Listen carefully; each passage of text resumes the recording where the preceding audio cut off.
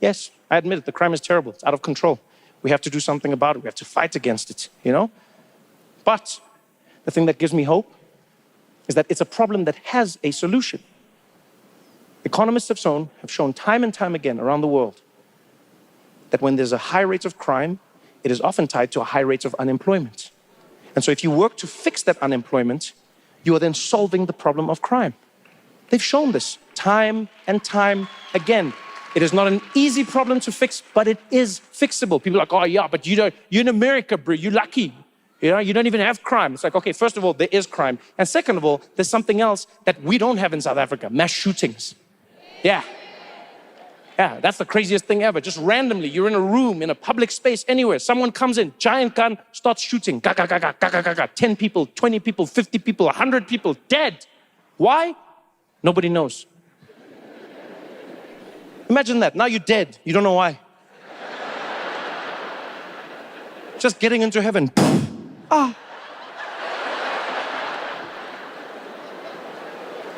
I know they're both terrible, guys, but for me, I'll choose crime, No, because even with crime, at least there's a moment where I know there's hope, where I can be like, okay. But let me take my SIM card and delete my browser history.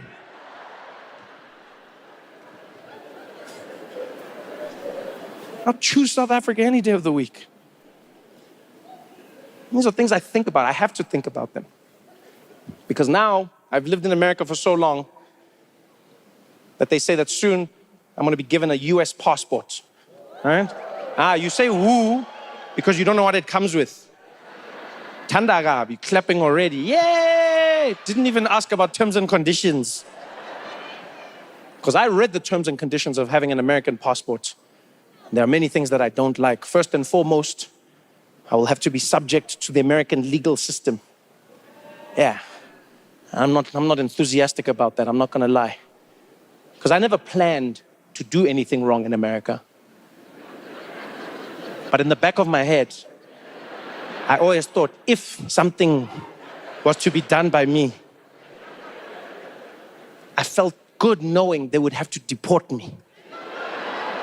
They would be like, you're guilty, you're deported. And I'll be like, no. And then I'll come home and be like, Maracas, you must know, South Africa, you guys know, you know what happens sometimes, man, you never know. Why did Rihanna leave her iPhone like that?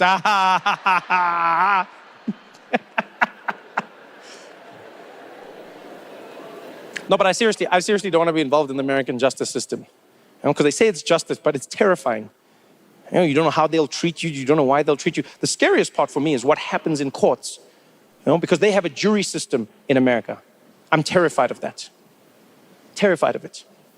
For those who don't know, I'm sure you've seen it on TV, but for those who don't know, the American system is very different to the South African one. In South Africa, you have the judge, you have the prosecution, and you have the defense.